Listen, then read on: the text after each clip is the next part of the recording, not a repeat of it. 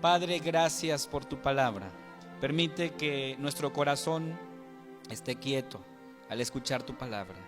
Que tu Santo Espíritu nos guíe para poder entender el mensaje de tu palabra el día de hoy. En el nombre de Jesús oramos. Amén. Pueden sentarse, hermanos. Hemos leído la palabra del Señor y yo quiero iniciar leyendo la oración de un hombre que sin duda fue usado por el Señor en la historia, y esta oración es como un legado, nos recuerda quién es Dios y quién somos nosotros. Y esta oración dice así, de un hombre que de alguna manera le pidieron a que se retractara de todo lo que había escrito, y una noche antes del juicio él inclinó sus rodillas y oró de la siguiente manera para tener por lo menos una respuesta que dar allá en la dieta de Worms. Y él dijo: oh Dios todopoderoso, Dios y eterno, cuán espantoso es el mundo. Mira cómo su boca se abre para tragarme, y cuán pequeña es mi fe en ti. Oh, la debilidad de la carne y el poder de Satanás parecen que son fuertes. Si tengo que depender de cualquier fortaleza de este mundo, todo ha terminado. Las campanas han sonado, la sentencia ha sido promulgada. Oh Dios, oh Dios, oh Dios mío, ayúdame contra toda la sabiduría de este mundo. Hazlo, te suplico.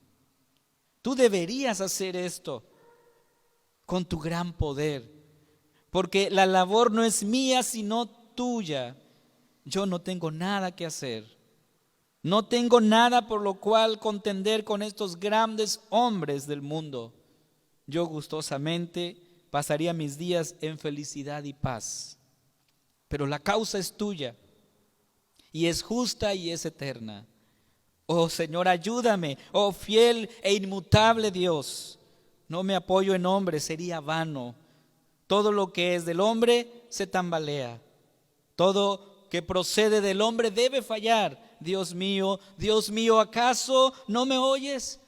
Dios mío, ¿acaso no vives más? No, tú no puedes morir. Tú no haces más que esconderte. Tú me has elegido para esta labor y yo lo sé. Por lo tanto, oh Dios, cumple tu voluntad en mi vida y no me abandones por amor de tu amado Hijo Jesucristo, mi defensa, mi escudo, mi fortaleza.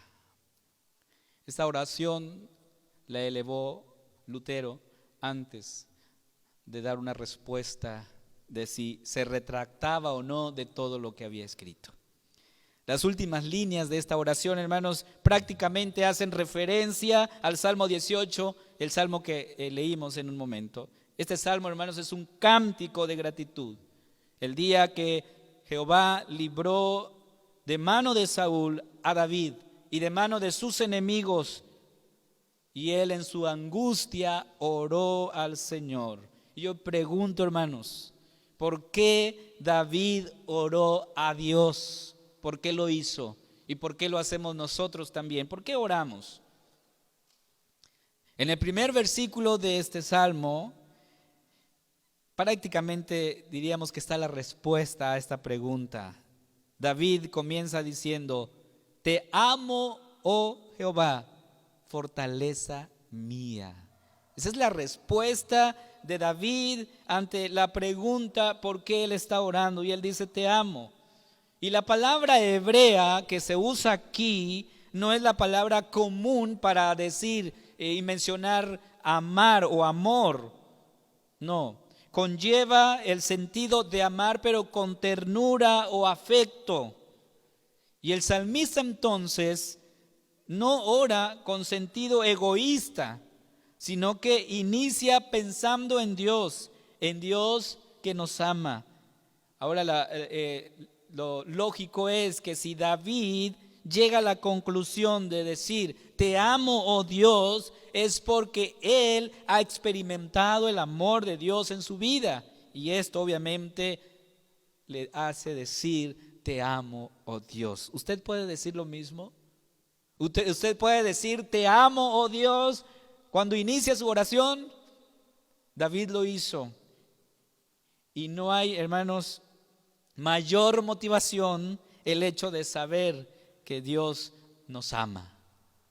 O sea, si tú amas a Dios, es porque estás completamente seguro que Dios te ama. Y entonces podemos decir y pronunciar estas palabras: te amo, oh Dios.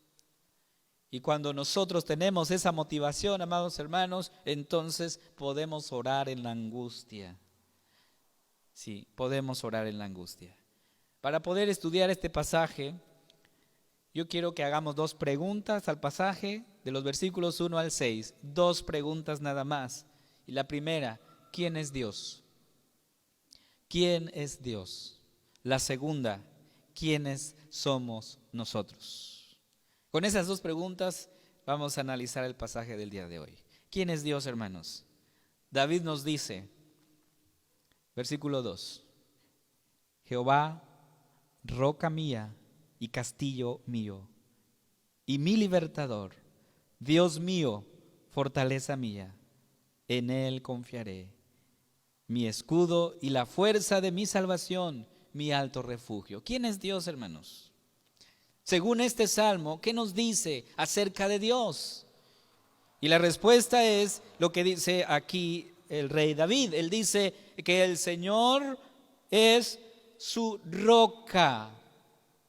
O una traducción más fiel al hebreo sería peñasco. Literalmente, hermanos, se entendía por peñasco algo que estaba agrietada y que tenía espacios para poder esconderse. Y cuando David está huyendo de Saúl, él muchas veces se escondió en esas cuevas, en esa roca, en ese peñasco.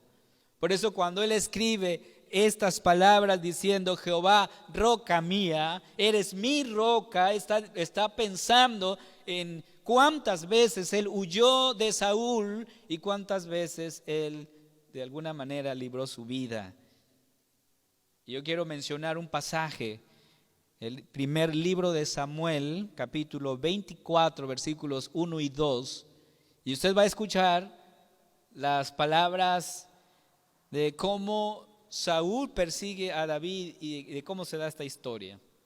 Dice el pasaje: cuando Saúl volvió de perseguir a los filisteos, le dieron aviso diciendo, he aquí David está en el desierto de Engadi. Y tomando Saúl 3,000 hombres escogidos de todo Israel, fue en busca de David y de sus hombres por las cumbres de los peñascos de las cabras monteses. ¿Dónde estaba David, hermanos? En los peñascos. Este texto, hermanos, nos muestra que David se escondía en esas cuevas. Pero cuando escribe este salmo, lo que él está diciendo es que no fueron las cuevas, no fueron los peñascos que le libraron de la mano de Saúl. ¿Quién es su libertador? Dios. ¿Quién es su roca?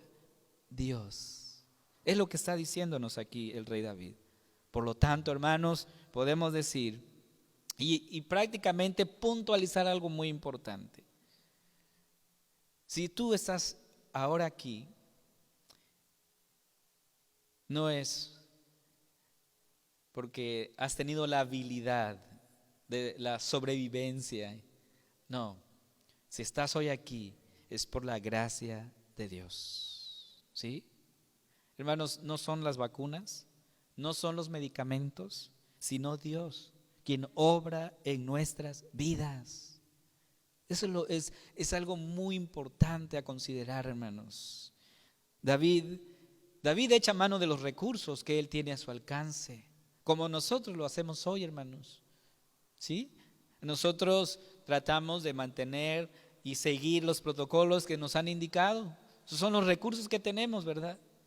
David echó mano de esos recursos, pero ¿qué aprendemos de este pasaje, hermanos? Él no le da el crédito a la cueva. Él no dijo, tuve la habilidad de esconderme muy bien y por eso Saúl no me encontró. No, no, no. ¿Qué está diciendo él? El Señor es mi roca. Él me escondió. En Él mi vida está segura. Entonces, hermanos, detrás de cada circunstancia que nos toca vivir está el obrar sobrenatural de nuestro Dios. Hay una palabra que no sé si lo hemos escuchado, pero me atrevo a mencionar. Está la providencia de Dios. ¿Sí? ¿Qué significa esta palabra, hermanos? Que Dios provee. Dios provee para nuestras necesidades. Dios sustenta tu vida. Y cuando oramos por los alimentos, ¿qué decimos, hermanos? Le agradecemos a Dios por su providencia, porque Él ha provisto para nuestras necesidades. Y los alimentos son una forma en cómo Dios nos muestra, te muestra a ti que Él sigue sustentando nuestras vidas hasta el día de hoy. Entonces David dice, Jehová es mi roca, pero ¿qué más dice el versículo 2? Mi castillo o mi fortaleza. Diríamos la segunda palabra que usa David aquí. Está diciendo, no solamente el Señor es mi roca, sino mi fortaleza. Y literalmente esta palabra se traduce como lugar alto. Lo que David está diciendo es, el Señor es ese lugar alto para mí, que está fuera del alcance de los peligros. El Señor es nuestro castillo. Y por lo tanto, hermanos, nuestra vida está segura. Nada habrá de sucedernos a menos que Él lo permita. ¿Sí? A menos que Él lo permita. Y yo quiero que tú confíes en eso. Confíes en este Dios que dice, yo soy tu fortaleza. O sea, si Dios es nuestra fuerza, hermanos, si Él es nuestro amparo, si Dios es nuestro castillo, pregunto, ¿qué debemos hacer? ¿Qué debes tú hacer? Esa es la pregunta. Bueno, hay una respuesta, hermanos. Salmos 46, versículos 1 y 2. Está la respuesta. Si Jehová es tu castillo, si el Señor es tu fortaleza, ¿qué debes hacer? ¿Qué dice el Salmo 46, 1 y 2? Por tanto, no temeremos, aunque la tierra sea removida y se traspasen los montes al corazón del mar, aunque bramen y se turben sus aguas y tiemblen los montes a causa de su braveza. ¿Qué debes hacer? ¿Qué dice el texto? No temeremos. Hermanos, aunque el mundo esté de cabeza, nosotros estaremos tranquilos. Pregunto, ¿está usted tranquilo? ¿O tiene miedo? La situación que nos ha tocado vivir tiene que hacernos reflexionar en este punto. ¿Está usted tranquilo? ¿O tiene miedo o vive con miedo? ¿Quién es su fortaleza? ¿Quién es su castillo? Esa es la pregunta.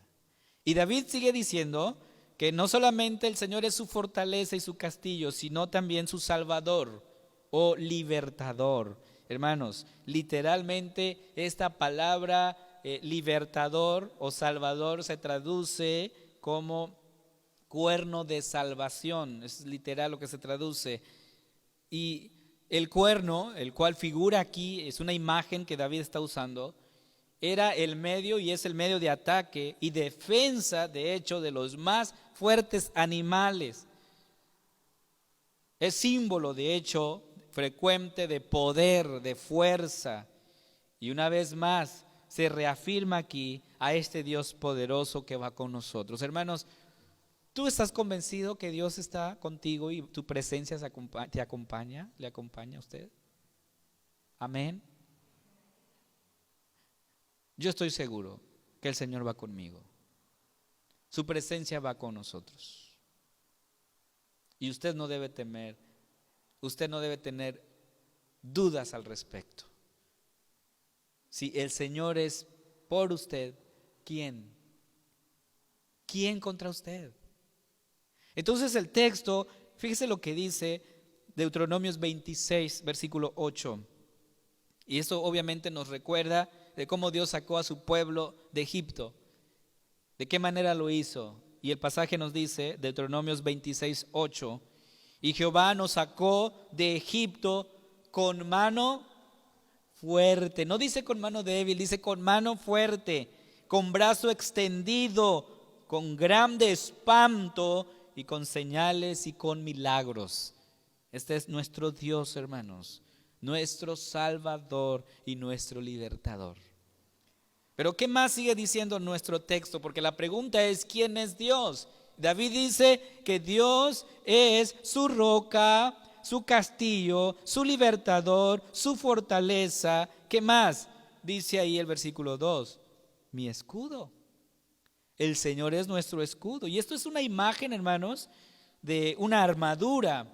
A mí me encanta ver las películas que están de alguna manera filmadas en esa época o que nos dan una idea de las guerras que habían y los escudos, las flechas y lanzas que se usaban. Bueno, me encanta ver las películas que están ambientadas más o menos así. Hermanos, esta es una imagen, el cual protegía al soldado de las flechas o las lanzas.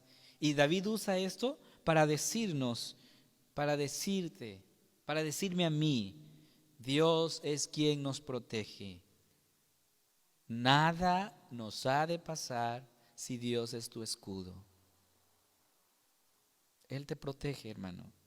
Él te protege, hermana. Eso es lo que el Señor te dice hoy.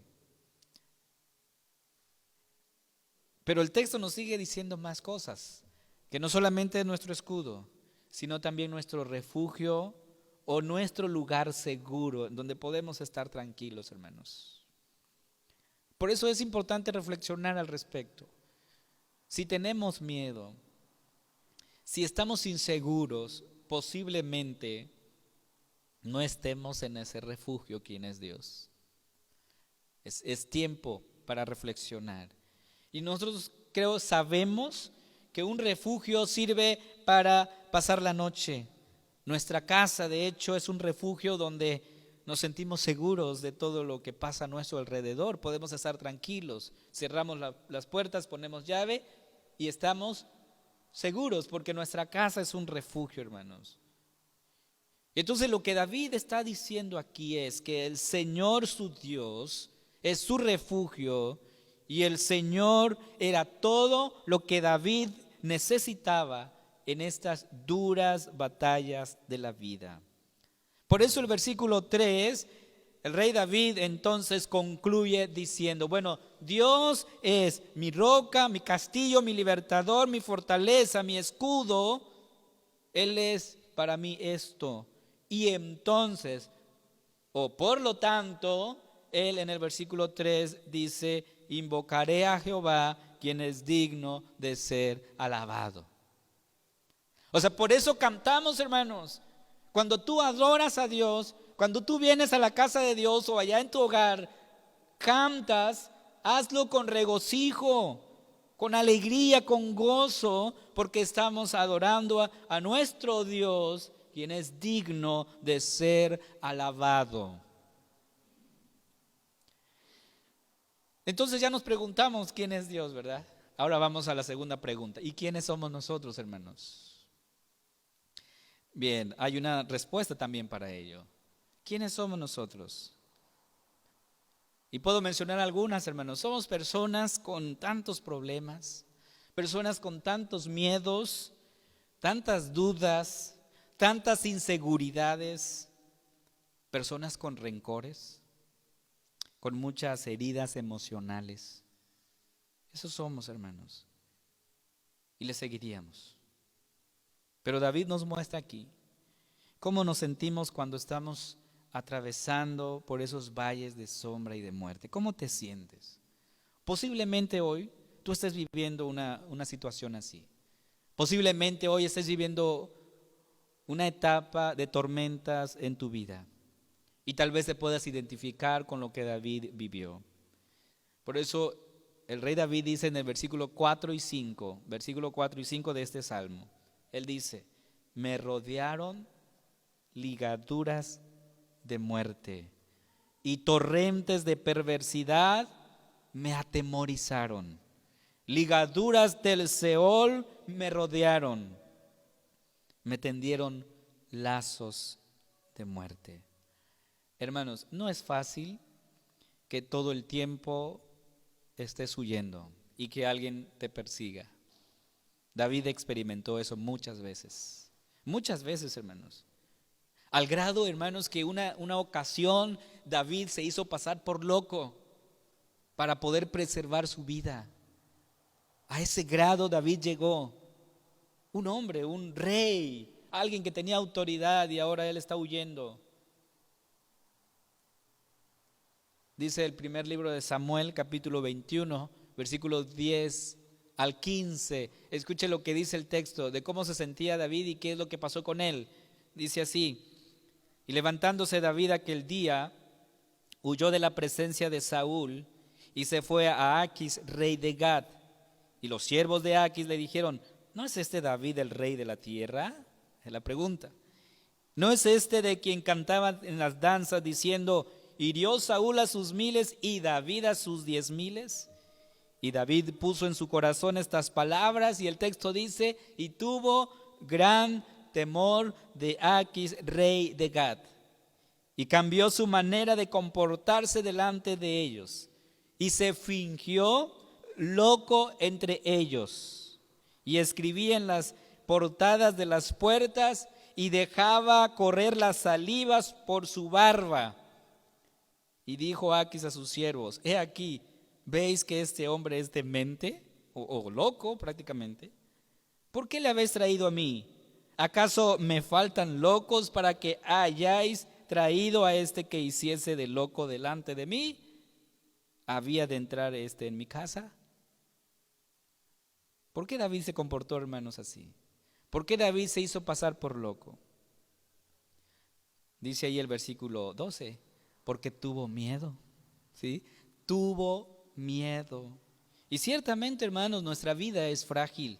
Hoy estamos contentos y felices, mañana no sabemos qué pueda pasar, no lo sabemos, hermanos. Hacemos muchos planes, de hecho, pero no sabemos qué nos espera el día de mañana. Entonces, la pregunta para todos nosotros hoy es: ¿qué hacer en tiempos de turbulencia? ¿Qué hacer cuando estamos atravesando por esos valles de sombra y de muerte, como dice el Salmo 23? ¿Qué vamos a hacer? Pero antes de poder contestar esa pregunta, debemos hacer una pregunta antes, que es: ¿cómo se sentía David en ese momento de turbulencia? Porque él está expresando su sentir, él está diciendo: me rodearon ligaduras de muerte y torrentes de perversidad me atemorizaron. Ligaduras del Seol me rodearon, me tendieron lazos de muerte. Ligaduras de muerte dice aquí, el cual en el idioma original, que es el que se escribe aquí, el hebreo, se traduce como dolor. Lo que él está diciendo es que me rodeó el dolor. Él está experimentando dolor en su vida. En otras palabras, David está sufriendo por lo que está pasando, no solamente con él, porque ciertamente, hermanos, cuando un miembro de la familia se enferma o le duele algo, pues todos nos sentimos también de alguna manera dolidos con lo que está pasando. No dudo que la familia de David se sentía igual también al ver a su padre en esa condición. Pero el texto dice torrentes de perversidad. Y a mí me llama la atención porque aquí David está usando una palabra que podría ser familiar, o por lo menos podríamos relacionarlos o contextualizarlo, porque él está usando la palabra torrente de perversidad como Beleyahal o Belial, que se traduce al español como diablo, ¿no? Como Satanás. Lo que está diciendo es que estoy rodeado de un poder maligno en mi vida. Y esto me llama la atención, hermanos, porque ciertamente tú no tienes lucha contra sangre y carne, sino contra principados, contra potestades, contra los gobernadores de las tinieblas de este mundo. Te pregunto, ¿estás tú alerta? ¿Estás velando?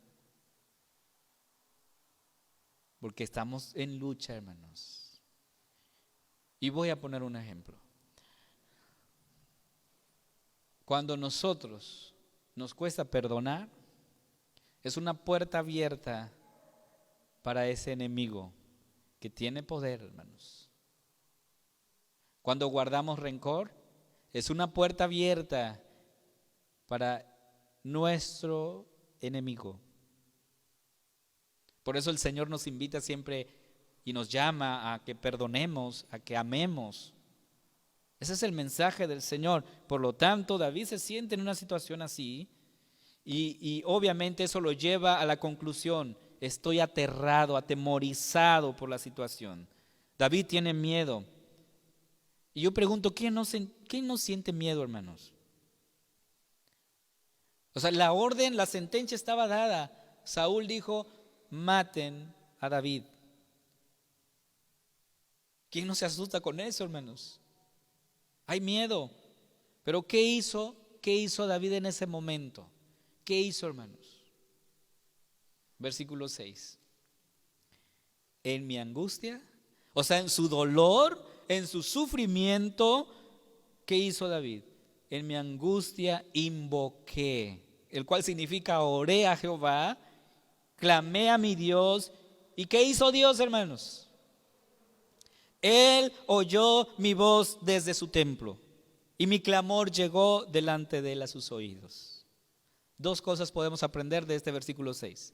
Dos cosas. Primero, el dolor de David en su angustia, es decir, que él está sufriendo, pero también a un Dios que responde, a un Dios que escucha nuestras oraciones, hermanos. Esto es una forma de celebrar la bondad de Dios. Dios es un Dios que escucha. Es un Dios que responde nuestras oraciones, hermanos. David oró en su angustia por todo lo que él estaba viviendo, pero él oró a Dios para que pudiese salir de esa situación. Sin embargo, hermanos, yo quiero relacionar esto, porque hubo alguien que también oró, que oró intensamente, no para salvar su propia vida, sino para pedir fortaleza al Padre y poder pasar esa copa amarga. Él oró, él sufrió y sufrió por ti y por mí. De hecho, la palabra del Señor registra un pasaje claro e importante en esto. Hebreos 5:7 dice: y Cristo en los días de su carne, ofreciendo ruegos y súplicas con gran clamor y lágrimas, al que le podía librar de la muerte, fue oído a causa de su temor reverente. Este pasaje nos revela algo, hermanos. Nos revela cómo se sentía Jesús. Dice: con lágrimas, gran clamor. Jesús estaba sufriendo, hermanos. ¿Lo merecía? ¿Merecía ese dolor? ¿Ese sufrimiento? Yo creo que vamos a estar de acuerdo y vamos a decir que no, ¿verdad? No lo merecía. Pero Él sufrió en tu lugar y en mi lugar. Y lo más importante aquí es que la angustia de Jesús nos muestra algo: que Jesús no es ajeno al dolor humano. Él experimentó eso, pero en su dolor hoy somos consolados. En su sufrimiento somos fortalecidos, hermanos. Porque todos en algún momento hemos experimentado dolor en nuestras vidas. Y este salmo nos recuerda, este salmo nos muestra quiénes somos nosotros, con tantos miedos, con muchas fallas, muchos defectos y tantas heridas emocionales. Pero también nos muestra quién es Dios. ¿Quién es Dios, hermanos? Envió a su Hijo para que en su sufrimiento nosotros hoy tengamos una esperanza. Y esta esperanza es segura para ti y para mí. No solo tenemos, hermanos, una esperanza de que cuando nosotros vamos en oración, que nuestras oraciones son escuchadas. No solamente eso, sino que tenemos una esperanza en el futuro. Y esto es lo que nos enseña el pasaje. Una esperanza segura. Yo quiero recordarte lo que dice Apocalipsis 21, 3 y 4. Nos recuerda de esta esperanza que tenemos, hermanos. Nos habla del dolor, del sufrimiento, pero también de la esperanza que tú y yo tenemos. Dice el pasaje: y oí una gran voz del cielo que decía: he aquí el tabernáculo de Dios con los hombres, y Él morará con ellos, y ellos serán su pueblo, y Dios mismo estará con ellos como su Dios. Y me gusta, hermanos, el versículo 4, me encanta, porque nos habla de la promesa. Nos dice: enjugará Dios toda lágrima de los ojos de ellos, y ya no habrá muerte, ni habrá más llanto, ni clamor, ni dolor, porque las primeras cosas pasaron. La promesa aquí, hermanos, es que un día, Dios enjugará tus lágrimas para siempre. Jamás volverás a llorar. Esa es la promesa del Señor. Jamás volverás a llorar. Si tienes esta esperanza, puedes estar tranquilo. Este sufrimiento, este dolor va a pasar. Sin embargo, puede que alguien aquí hoy no tenga esa esperanza. Es posible que no tenga esa esperanza. Te invito a que creas en Jesús. Solo Él te puede dar esa esperanza segura. Solo en Cristo hay una esperanza para la familia. Solo en Él nuestra vida está segura. ¿Tú crees esto? Amén. Vamos a orar, hermanos.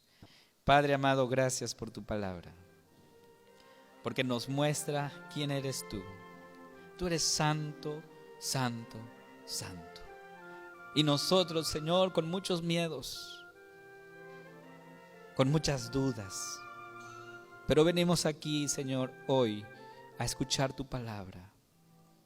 Y permite que esta palabra sea confirmada en los corazones de mis hermanos y de mis amigos que tal vez no tienen esta esperanza. Señor, confirma tu palabra en sus corazones y haz que podamos vivir tranquilos, quietos. Que esa paz que sobrepasa todo entendimiento, Señor, guarde nuestros corazones y nuestros pensamientos hoy y siempre. Amén. Amén.